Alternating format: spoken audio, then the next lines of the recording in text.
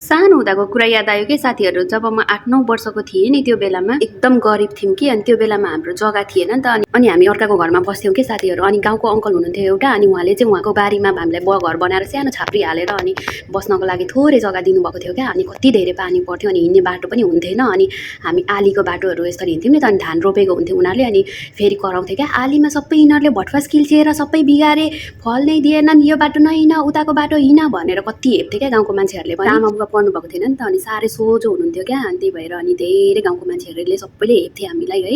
अनि गरिब भनिसकेपछि त त्यही माथि सबैले हेप्छ नि त, नाम काटेर बोलाउने, फल्ने यस्तो उस्तो के भनेर। झन् मेरो नामबाट त एउटा कुकुर थियो कि पालेको, त्यो एउटा खड्काकोमा भन्ने, उनीहरूले टिके कुकुर राखिदिएको थियो क्या। उसको नामै मेरो नाम टिका थियो नि त नुहारनको। अनि उनीहरूले चाहिँ टिके कुकुर भनेर बोलाउँथ्यो क्या। मलाई कस्तो रुन मन लाग्थ्यो, कति रुन्थेँ म होइन। जति रुएँ त्यति जिस्काउँथ्यो उनीहरूले चाहिँ होइन। अहिले जस्तो भएको भए त मैले तिनीहरूलाई जानेको थिएँ क्या। कुनै बेला पानी पर्न आँटो भन्ने यति डर लाग्थ्यो कि पानी पर्दाखेरि, किनभने हाम्रो घरको छाना थियो नि त, सबै चुइन्थ्यो।